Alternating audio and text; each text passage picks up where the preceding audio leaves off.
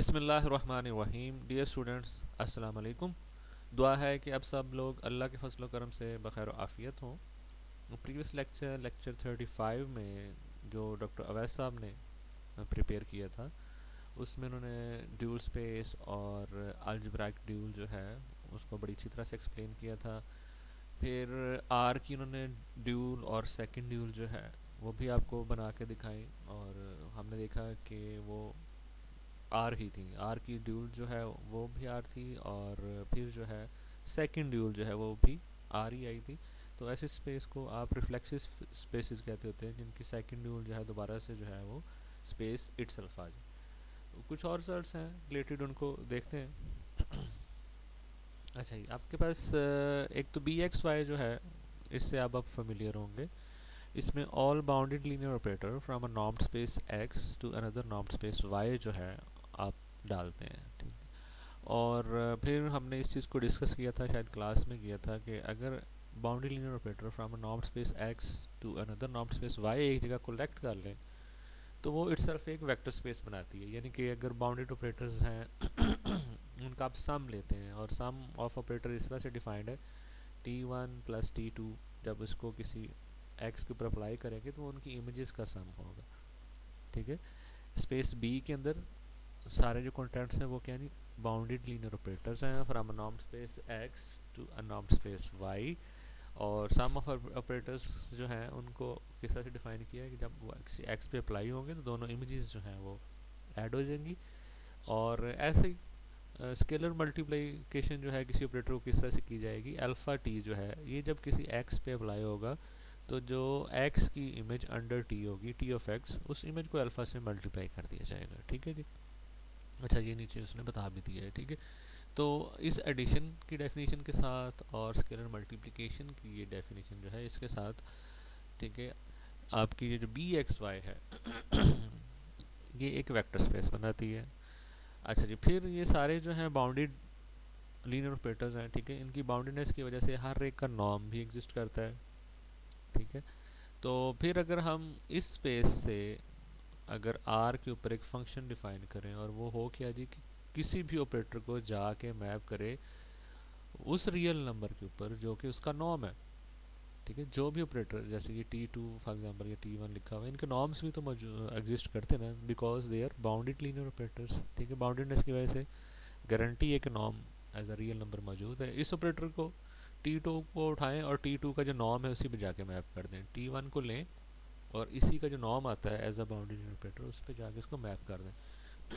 तो इस तरह से ये डेफिनेशन जो है आपके पास, जैसे ये इन्होंने लिखी हुई है कि जो टी का नॉर्म की जो डेफिनेशन है, इसी डेफिनेशन को आपने यूज़ करना है कि टी को किस पे मैप करना है, norm of T. Norm of T जो है वो आपके पास ये दो डेफिनेशन हैं, क्योंकि आपका यहाँ पे जो बी एक्स वाई है इसमें बाउंडेड लीनियर ऑपरेटर है।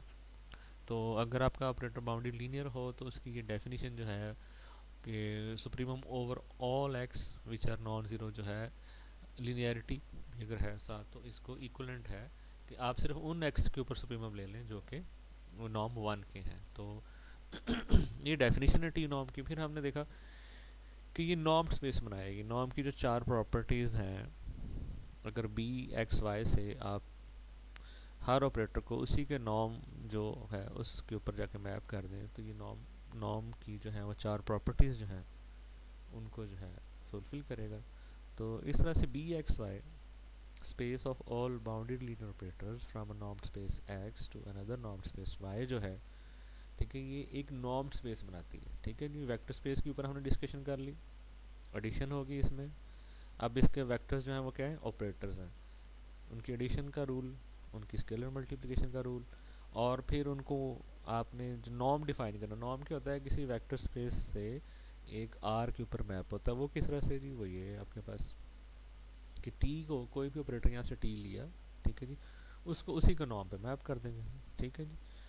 अच्छा जी, इसको भी पढ़ लेते हैं। The vector space B X Y of all bounded linear operators from a normed space X into a normed space Y is itself a normed space, ठीक है जी। वो खुद से नॉर्म्ड स्पेस बनाती है। नॉर्म क्या है जी, किसी ऑपरेटर का टी नॉर्म, टी को टी के नॉर्म पे जाके मैप कर दें, जैसे आपने मैपिंग डिफाइन करते हैं ना नॉर्म के लिए, और उसके अंदर वो चार प्रॉपर्टीज़ आप चेक कर सकते हैं, ठीक है जी। अच्छा, नेक्स्ट रिजल्ट जो है वो बड़ा जो है एक इम्पोर्टेंट रिजल्ट है, जिसकी वजह से हमने सारी जो है वो डिस्कशन प्रीवियस जो है की, क्योंकि ड्यूल स्पेसिस में इसका बड़ा रोल है कि ड्यूल स्पेसिस जो हैं वो हमेशा आपकी जो है वो कंप्लीट होती हैं। कोई स्पेस एक्स खुद कंप्लीट है या नहीं है, लेकिन उसकी ड्यूल स्पेस जो है वो हमेशा कंप्लीट होगी। तो वो इस आपके पास रिजल्ट की एप्लीकेशन है कि if y is a Banach space, कि जो आपके पास बी एक्स वाई लिखा हुआ है यहाँ पे, ये जो y है अगर ये कंप्लीट हो जाए तो ये बी एक्स वाई भी कंप्लीट होगी। ठीक है जी। तो अगर आपको y बना के बनाओ तो बी एक्स वाई भी बनाक होगी। अच्छा, अब जब आप फंक्शनल्स की बात करते हैं, ठीक है, तो बेसिकली जो ड्यूल स्पेस होती है वो क्या होती है जी? अगर आप एक्स प्राइम जिसको आप लिखते हैं, ड्यूल स्पेस जो है वो होती है x prime which is B X, यहाँ पे फील्ड आ जाता था वाई की जगह। ठीक है, तो every field is a vector space. ठीक है जी। तो उसके ऊपर जो है आप यहाँ पे जब फील्ड लगा देंगे, ठीक है, बल्कि नॉर्म्ड स्पेस है, तो यहाँ पे जब फील्ड लगेगा तो उसमें ऑटोमेटिकली या तो यहाँ पे आपका आर है फील्ड या सी है, और दोनों कंप्लीट है। तो ये रीज़न है कि जब आप एक्स प्राइम की बात करते हैं विच इज़ बी एक्स और वाई की जगह फील्ड, और फील्ड जो है वो कंप्लीट होता है, सी हो चाहे आर हो, दोनों कंप्लीट है। तो इसलिए बी एक्स एफ जो है इस थ्योरम की जो है वजह से वो कंप्लीट हो जाएगी, यानी कि एक्स प्राइम जो है ड्यूल स्पेस ऑफ एक्स वो हमेशा कंप्लीट होगी, उसमें एक्स का कोई रोल नहीं है। एक्स चाहे कंप्लीट हो चाहे ना कंप्लीट हो, इनकम्प्लीट हो, in any case ex prime जो है वो एक बनाक स्पेस होगी। ठीक है जी, सही है। ये आपने याद रखना है, और सारा रोल इसमें यहाँ पे फील्ड का है। तो ये है वो रिजल्ट जिसकी वजह से हमें ये गारंटी मिलती है कि चाहे कोई स्पेस जो है एक्स वो कंप्लीट है या नहीं है, लेकिन उसकी ड्यूल स्पेस जो है एक्स प्राइम वो हमेशा कंप्लीट होगी। तो यहाँ से हम गारंटी लेते हैं कि if Y is a Banach space then B X Y is a Banach space. तो आइए इसका प्रूफ जो है हम देखते हैं। तो बेसिकली आपने बी एक्स वाई को बनाक प्रूव करना है, तो उसके लिए यहाँ से एक ऑपरेटर्स की कॉची सीक्वेंस लेंगे और प्रूव करेंगे कि वो स्पेस के अंदर किसी बाउंडेड लीनियर ऑपरेटर को कन्वर्ज करती है। ठीक है जी। तो वही जैसे हमारा क्लासिकल वे है कि एक कॉची सीक्वेंस ऑफ ऑपरेटर ले ली, ठीक है जी, इसमें से, और आप जो है वो शो करेंगे कि this sequence converges to an operator which is from this family, जो इसी स्पेस के अंदर से है। ठीक है जी। अच्छा, टी एन जो है वो कॉशी है, तो फिर कॉशी सीक्वेंस की डेफिनेशन लगा दी कि एक बैरियर आ गया capital N when M and N are greater than equal to this N, T M minus T N norm जो है it will be less than epsilon for a given epsilon. ठीक है, कोई भी एप्सिलॉन हो उसके अगेंस्ट हमेशा barrier जो है आपको मिल जाएगा, और कॉशी सीक्वेंस की डेफिनेशन लग गई। ठीक है जी, सही है। अच्छा जी, अब इसमें कोई भी एक्स लगाएं, for all X N M N N greater than N we obtain, कोई भी एक्स लगा के इस इनक्वालिटी को लिखें तो यहाँ पे क्या आ जाएगा, सिंपली नॉर्म ऑफ एक्स आ जाएगा for all M N greater than equal to N, या ग्रेटर देन एन जैसे भी लिखने कोई मसला नहीं है। ठीक है, ये बैरियर है, उस बैरियर से ऑनवर्ड क्या होगा जी, टी एन, ये लिखा हुआ है T N minus T M जो है norm, it will be less than epsilon. ठीक है, ये वाली डेफिनेशन लगा दी, और फॉर ऑल एक्स कोई भी एक्स आ जाए, यहाँ पे आ गया लीनियरिटी लग गई, ठीक है, बाउंडेडनेस आ गई। ठीक है, ये लीनियरिटी आ गई, एक्स आपका अलग हो गया, बाउंडेडनेस आ गई, less than equal to operator, ये एक ऑपरेटर के तौर पर डील कर रहे हैं, ऑपरेटर का नॉर्म आ गया इंटू नॉर्म ऑफ एक्स आ गया, और ये जो था this was less than epsilon, क्योंकि ये बैरियर जो है आपने यहाँ पे अप्लाई किया हुआ है, तो साथ नॉर्म ऑफ एक्स आ गया। तो इसको कोई दूसरा एप्सिलॉन प्राइम कर लें, दिस इज अनदर एप्सिलॉन। ठीक है जी। तो अब बेसिकली कोई भी, जब नीचे सारी आपने थ्योरी पढ़ लेनी, कोई भी एक्स एक्स फिक्स कर लें, उसके ऊपर जब भी आप ऑपरेटर्स यानी कि सीक्वेंस को लगाएंगे बारी बारी, यानी कि एक्स फिक्स कर लिया, उस पर टी वन लगा दिया, T two T three so on, पूरी सीक्वेंस जो है एक पर्टिकुलर एक्स के ऊपर लगा दी, तो हमेशा उसके जवाब में आपके पास यहाँ से ये इन्फॉर्मेशन मिल रही है कि उस फिक्स्ड एक्स के लिए जो टी एन एक्स है ये कॉशी सीक्वेंस बनेंगी। ठीक है जी, ये खुलासा जो है ये सारी चीज़ जो लिखी हुई है इसका ये है। ठीक है, जैसे मैंने कहा ये एप्सिलॉन इंटू एक्स प्राइम, इसको कोई और एक्स एप्सिलॉन प्राइम कर लें, और उसकी सारी उस चीज़ें उसने यहाँ पे लिख दी हुई हैं। ठीक है जी। तो हर एप्सिलॉन हर एक्स के अगेंस्ट जो है ना, इस तरह से आप less then some epsilon prime बना सकते हैं। तो हर फिक्स एक्स के अगेंस्ट हमेशा टी एन एक्स, जब एक्स को चूज़ करके फिक्स करेंगे और ऑपरेटर्स की सीक्वेंस उस पर बारी बारी, ये फिक्स है, ये एन जो है ये आपका वेरी कर रहा है, ठीक है जी, सही है। तो इस तरह से हमेशा जवाब में आपके पास ये जो ऑपरेटर्स की सीक्वेंस है, यानी कि जब ऑपरेटर्स अप्लाई करेंगे एक्स की कॉशी बनेगी, हर पॉइंट के अगेंस्ट एक कॉशी सीक्वेंस बनेगी, वाई के अंदर वाई जो है वो कंप्लीट है, वहाँ पे ये कन्वर्ज करेगी। तो every T N X for every choice of X, जब भी इसमें कोई एक्स लगाएंगे ये कन्वर्ज करेगी, और डिपेंडिंग अपॉन एक्स उसकी लिमिट चेंज होती जाएगी, ठीक है। जब भी नया एक्स आएगा टी एन अप्लाई होंगे, आपके पास एक कन्वर्जेंट सीक्वेंस आएगी, बेसिकली कॉशी आएगी, और आपकी अब यहाँ पे वाई की कंप्लीटनेस चूज़ हो रही क्योंकि कॉशी तो बन गई यहाँ पे ऊपर हर एक्स के अगेंस्ट टी एन एक्स एक कॉशी बन गई, वाई जो थी वो कंप्लीट थी, बनाक मीन्स कंप्लीट। तो इसका मतलब है कि कॉशी सीक्वेंस कन्वर्ज करेगी हर एक्स के अगेंस्ट, टी एन एक्स हमेशा किसी लिमिट को कन्वर्ज करेगी। तो इस तरह से हर एक्स के अगेंस्ट टी एन एक्स की एक लिमिट आती जाएगी, यानी कि हर एक्स के अगेंस्ट एक वाई आपको मिलता जाएगा, ठीक है जी। The limit Y depends upon the choice of X. तो इस तरह से क्योंकि हर एक्स की चॉइस के अगेंस्ट वाई आ रहा है, तो आप एक नया ऑपरेटर बना देते हैं कि यहाँ से जो ताल्लुक पैदा होता है कि टी एन एक्स किस वाई को जो है जाके कन्वर्ज करेगी, इस एक्स को उठा के उस वाई पे मैप कर दिया। तो इस तरह से इस ताल्लुक को इस्तेमाल करते हुए कि हर एक्स के अगेंस्ट जब ऑपरेटर्स की सीक्वेंस उस पर अप्लाई हुई, कॉशी सीक्वेंस आई, स्पेस के कंप्लीट होने की वजह से कॉशी सीक्वेंस कन्वर्ज कर गई, तो ये इसकी लिमिट आ गई। नया एक्स आया, दोबारा से सारा काम शुरू हो गया, एक और वाई आ गया। तो हर एक्स के अगेंस्ट, ठीक है जी, Y depends upon the choice of X, एक वाई आता जाएगा। आप क्या करते हैं कि इस ताल्लुक को यूज़ करते हुए डिफाइन करते हैं एक नया operator T from X to Y which maps every X onto Y using this relationship, के वाई जो है एक ताल्लुक से पैदा हो रहा है। जब एक पर्टिकुलर एक्स के ऊपर टी एन अप्लाई होते हैं, कॉशी सीक्वेंस बनती है, स्पेस की कंप्लीटनेस की वजह से वो कन्वर्ज करती है, तो जो उसकी लिमिट होगी एक्स को उस वाई पे जाके मैप करना है, ठीक है। The operator T is linear, क्योंकि लिमिट्स के तौर पे आप इसको, ठीक है जी, मैं ज़रा टाइम बचाने के लिए, क्योंकि आप अब माशाल्लाह काफ़ी ग्रोन अप हैं, तो लिमिट की यहाँ पे डेफिनेशन है और कुछ भी नहीं है, ठीक है जी। कि डेफिनेशन क्या है जी, एक्स ने जाके किस पे मैप होना है, ठीक है जी, जो इस कॉशी सीक्वेंस की लिमिट होगी, ठीक है। तो इसी तरह limit of T N, limiting operator जो है आपके पास alpha X plus beta G, उस लिमिट्स के रूल लगा दिए, ठीक है जी, जहाँ जहाँ ऑपरेटर था वहाँ वहाँ लिमिट लग गई, ठीक है जी। तो इस वजह से आपका ऑपरेटर जो है ये लीनियर हो गया, ठीक है जी, सही है।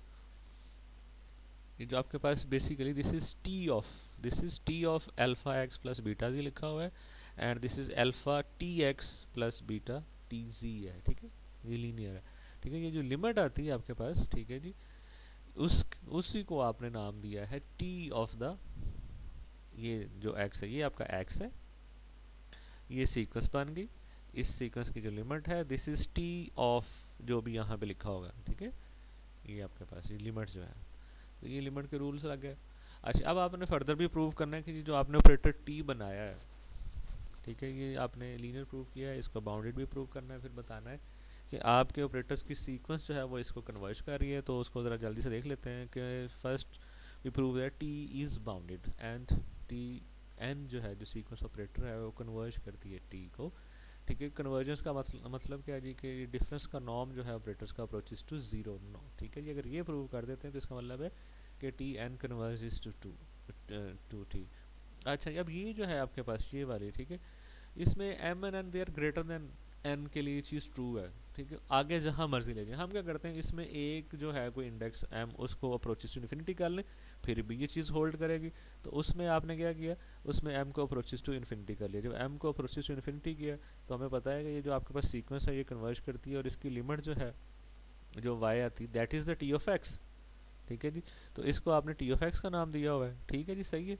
और यहाँ पे आपके पास is equal to limit M approaches to infinity, और ये आपके पास हमेशा जो है क्या आएगी, less than epsilon into norm of X. तो यहाँ से आपके पास ये आ गया कि T N x minus T X norm it can be made arbitrarily small, किसी भी गिवन एप्सिलॉन से लेस उसको बनाया जा सकता है। दोबारा वही थ्योरी कि इसको एप्सिलॉन प्राइम कर लें और अकॉर्डिंगली एप्सिलॉन जो है क्रिएट कर लें, ठीक है। हमने इस तरह की इंजीनियरिंग करते रहते हैं, इसलिए you should not worry about it.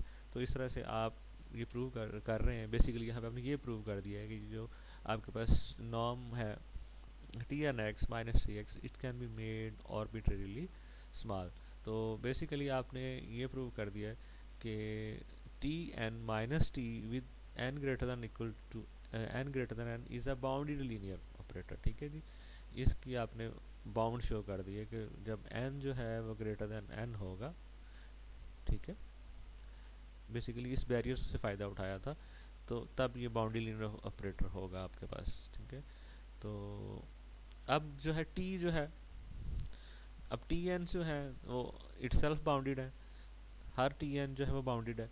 तो टी को लिखा जा सकता है T N minus T n और माइनस टी। ठीक है जी, ये भी बाउंडेड है, ठीक है, और ये भी बाउंडेड है। तो इस तरह से टी को आपने बाउंडेड प्रूव कर दिया। अच्छा जी, उसके बाद जो है इसमें सुप्रीमम ले लें, अब कन्वर्जन शो करने के लिए सुप्रीमम ले लें over all x whose norm is equal to 1। तो यहाँ से टी एन, ठीक है जी, हाँ जी, इसका नॉर्म जो है ओवर ऑल एक्स जो है ऑफ नॉर्म 1, वो क्या होगा, norm of T N minus T, तो वो क्या हो गया, लेस देन एप्सिलॉन। तो लेस देन एप्सिलॉन, और एप्सिलॉन जो है वो आर्बिट्रेरी है, यहाँ से क्या आ गया कि T N minus T norm जो है अप्रोचेस टू ज़ीरो। ठीक है जी, तो इस तरह से आपने प्रूव कर दिया कि एक तो ऑपरेटर टी बाउंडेड है, दूसरा आपके ऑपरेटर्स की जो कॉची सीक्वेंस है वो उस टी को कन्वर्ज कर रही है, लिनियरिटी भी आपने डिस्कस कर ली। तो बेसिकली अच्छा जी, यहाँ से ये ड्यूल स्पेस की डेफिनेशन है। तो बेसिकली आपने ये प्रूव कर दिया कि अगर y जो है आपके पास बनाक है तो बी एक्स वाई जो है वो भी बनाक होगी। अच्छा जी, ड्यूल स्पेस की डेफिनेशन जो है, जो आप ex prime S, basically algebraic dual जो होती है उसमें सिर्फ लीनियर फंक्शंस होते हैं, जो ड्यूल स्पेस होती है उसमें बाउंडेड लीनियर फंक्शन होते हैं। तो ex prime it contains all bounded linear functionals on x. तो ये नॉर्म स्पेस होती है, नॉर्म स्पेस भी होती है और कंप्लीट भी होती है। ठीक है जी, जिसको ड्यूल स्पेस कहते हैं। अच्छा जी, तो the dual space X prime of a not space x is अ बनाक नो मैटर्स एक्स इज और नॉट। ठीक है, उसकी रीज़न क्या है कि ये जो आपके पास ड्यूल स्पेस है x prime, this is equal to B x comma field and field is complete. तो इस वजह से ये आपने याद रखना है कि ड्यूल स्पेस जो है किसी भी नॉर्म स्पेस की, ठीक है जी, वो हमेशा बनाक होती है। ठीक है जी, एक्स खुद चाहे ना हो, ठीक है, एक्स ना भी हो लेकिन उसकी ड्यूल स्पेस जो है वो हमेशा बनाक होगी। ठीक है जी, अच्छा जी,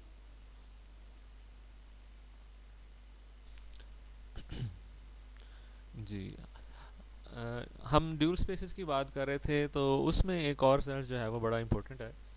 एक तो भी हमने बात की कि एक्स जो है वो चाहे आपका कंप्लीट है या नहीं है, लेकिन ड्यूल स्पेस जो है एक्स प्राइम जो है वो हमेशा जो है वो कंप्लीट होती है, और उसकी रीज़न वही रिजल्ट जो हमने प्रूव किया, बी एक्स वाई इज़ बनाक व्हेन वाई इज़ बनाक।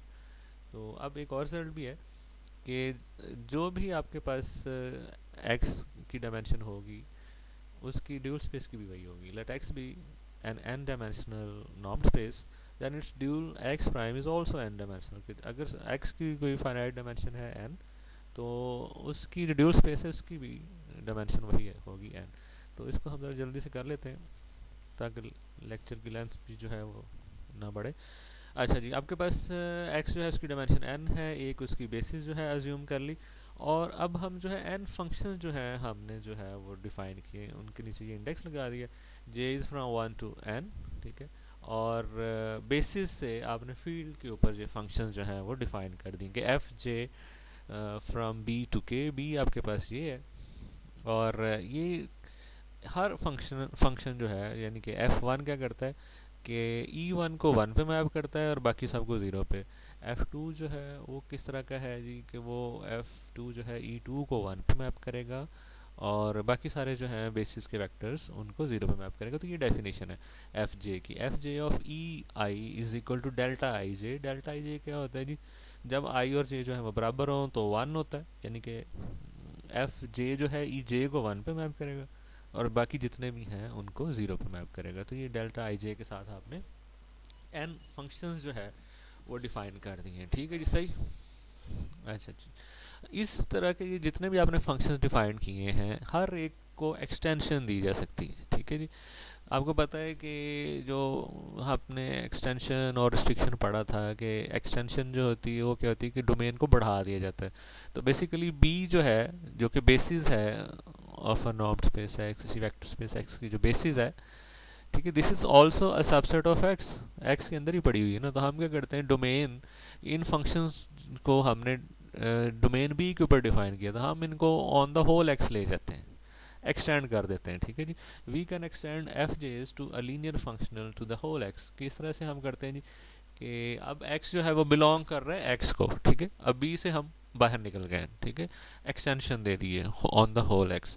तो जो भी x जो है वो बिलोंग कर रहा है b को, तो उसकी कोई ऐसे लीनियर कम्बिनेशन के तौर पे रिप्रेजेंटेशन होगी, ठीक है। हमने बहुत जगह अभी ये चीज़ें इस तरह की लिखी हैं, it can B uniquely represented by this linear combination, तो ये इसकी लीनियर कम्बिनेशन आ गई, रिप्रेजेंटेशन आ गई, ठीक है।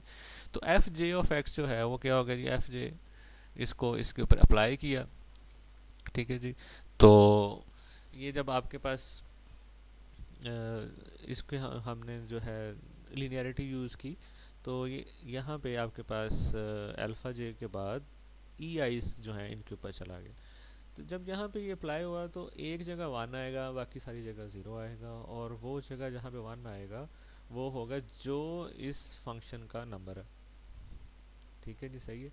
यानी कि ई जे के ऊपर जब एफ जे अप्लाई होगा तो वो वन आएगा, बाकी सारे जीरो। तो इस तरह से रिजल्ट में आपके पास अल्फा जे आ गए। इसको हम एंड पे यूज़ करेंगे कि f j x is equal to alpha j, और अल्फा जे आपको पता है उसके लीनियर कम्बिनेशन के अंदर एक जो है वो स्केलर होगा, ठीक है जी, अल्फा जे जो है वो फील्ड में।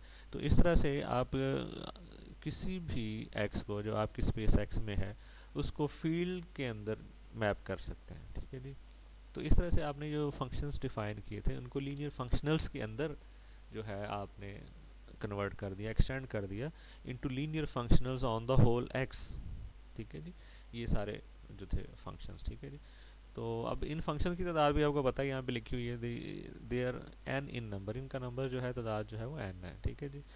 अब हम क्या करते हैं जी कि हम एक और सेट बनाते हैं, बी ऊपर स्टार लगाया हुआ है, F1 टू Fn, और अब हम ये प्रूव करते हैं कि ये जो सेट हमने बनाया है, ठीक है जी, ये n जो है फंक्शंस जो थे जो हमने डिफाइन किए थे, बेसिकली हम प्रूव करेंगे कि ये आपके पास एक तो हमने ऊपर इनको एक्सटेंशन दे के बाउंड्री लीनियर फंक्शनल जो है उसमें कन्वर्ट कर दिया है, ठीक है जी। और अब हम बताएंगे कि ये जो है स्पैन कर रहे हैं आपकी जो है ड्यूल स्पेस उसको, और और उसके अलावा जो है ये लीनियरली इंडिपेंडेंट भी है। तो इस तरह से आपके पास ये जो है बेसिस बन जाएगा, ठीक है। इसको लीनियरली इंडिपेंडेंट शो करेंगे इस सेट को, और प्रूव करेंगे इट स्पैन्स एक्स प्राइम, ठीक है, ड्यूल स्पेस को भी। अच्छा जी, बाउंडेडनेस की मैंने बात नहीं की, तो बाउंडेड है हर एक, ठीक है जी। आप हर फंक्शन को चेक कर सकते हैं कि ये, बल्कि फंक्शनल को, अब ये फंक्शनल बन गए कि इट इज़ बाउंडेड, ठीक है जी। जब भी आप इसका जो है वो लेंगे नॉर्म, ठीक है जी, तो it will B mod of alpha जे, ठीक है जी, फाइनाइट मॉड आ जाएगा, उसका नॉर्म आ जाएगा। तो ये सारे बाउंडेड भी हैं, लीनियर फंक्शनल्स हैं। तो यहाँ पे आपने इनको कलेक्ट किया, अब हम इसको प्रूव करेंगे लीनियरली इंडिपेंडेंट है उस। अच्छा, लीनियरली इंडिपेंडेंट प्रूव करने के लिए क्या है जी, आपने प्रूव करना है कि इनसे ज़ीरो फंक्शन अगर बनाए हम कभी भी लीनियर कम्बिनेशन से इनके, तो उसी सूरत में बने कि जब सारे स्केलर्स जो हैं उसमें ज़ीरो लगाएं। तो आपने इसका एक ज़ीरो फंक्शनल बना लिया कुछ स्केलर्स यूज़ करके। अब हमने प्रूव करना है कि ये सारे स्केलर्स ज़ीरो लगाए थे तो ज़ीरो फंक्शनल बना था, ठीक है। अब क्योंकि ये ज़ीरो फंक्शनल है तो किसी भी जो आपके स्पेस एक्स का एलिमेंट है उसके ऊपर जब लगाएंगे तो ज़ीरो ही आएगा, ठीक है जी। तो zero is equal to zero of x, ठीक है जी। और ये आपके पास आपका फंक्शनल है जो कि ज़ीरो फंक्शनल बन गया हुआ है, ठीक है। इसकी जगह लगा दिया ज़ीरो की जगह ऑफ एक्स, ठीक है। अच्छा जी, अब ये आपके पास, इसको मैंने थोड़ा सा इस साइड पे लिख लिया है कि ये काम कैसे करेगा, ठीक है जी। ये आपके पास होगा beta one f one x plus beta two f to x, और इस तरह से हर एक के ऊपर जो है ये अलग अलग है, ठीक है जी।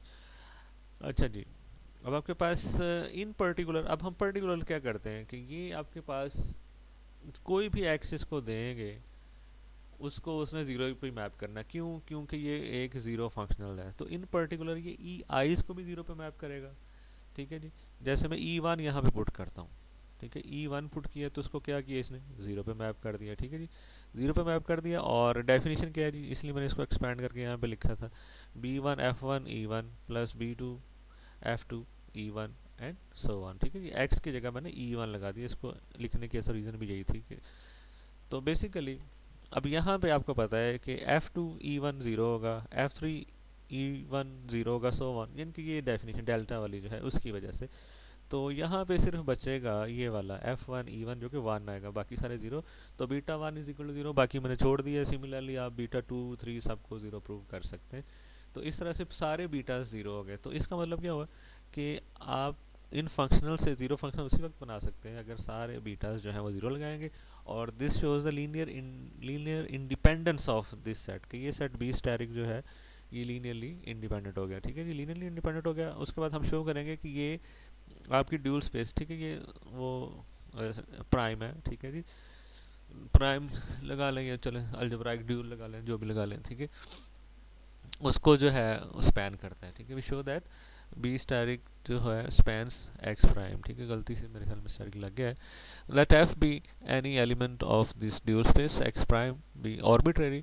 अब for any X from X, X is a linear combination of this type. ये हमने शुरू में डिसाइड कर लिया था कि कोई भी एक्स लें वो हमेशा लीनियर कॉम्बिनेशन होगा ईज का। तो एफ ऑफ एक्स जो है वो क्या आ गया जी, F is an arbitrary boundary linear functional from X. तो एफ ऑफ एक्स जो है वो इस तरह से आ गया आपके पास एफ ऑफ ई आइज। ठीक है जी, अब आपके पास एफ जो है क्योंकि फंक्शनल है तो आपके ये जो ई आइज हैं ज़ाहिर इनको स्केलर्स में कन्वर्ट करेगा, ये भी वेक्टर्स होते हैं आपकी स्पेस के अंदर। तो अज्यूम कर लीजिए कि ये कुछ स्केलर्स आ गए, एफ ऑफ ई वन एक स्केलर आ गया, gamma one, f of e two एक और स्केलर आ गया। तो इस तरह से ये स्केलर्स आ गए और साथ ये अल्फाइज। अच्छा जी, अब ये आपके पास अल्फाइज जो है, ठीक है जी, इसके लिए हमने शुरू में ही बात की थी कि बेसिकली अल्फाइज होते क्या हैं।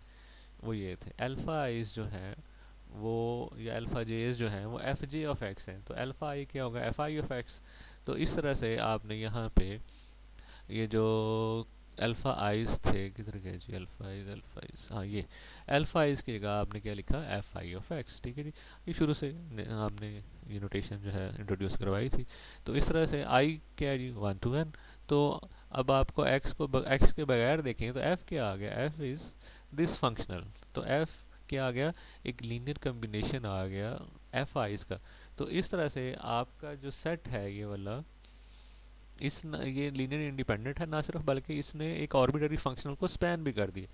तो अब आपके पास ये स्पैनिंग सेट हो गया। ठीक है, बेसिस हो गया, इट स्पैन्स। ठीक है, और लीनियर इंडिपेंडेंट है।